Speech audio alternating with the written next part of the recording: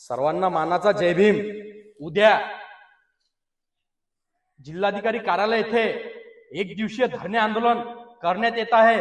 महाबोधी महाविहार मुक्तीसाठी अकोला जिल्ह्यातून सर्व भिक्खू संघाच्या वतीनं एक दिवसीय धरणे आंदोलन करण्यात येत आहे। आम्ही अकोला जिल्ह्यातील सर्व उपासक उपासिकांना आवाहन करतो की भिक्षू संघाने जे आंदोलन चालू केलं त्या आंदोलनाला पाठिंबा देण्यासाठी प्रत्येकांनी उद्या 11 वाजता अशोक वाटिका अकोला येथे उपस्थित राहावे आणि महाबोधी महाविहारावर ज्या ब्राह्मणांनी कब्जा केला ते महाबोधी महाविहार मुक्ती झालं पाहिजे।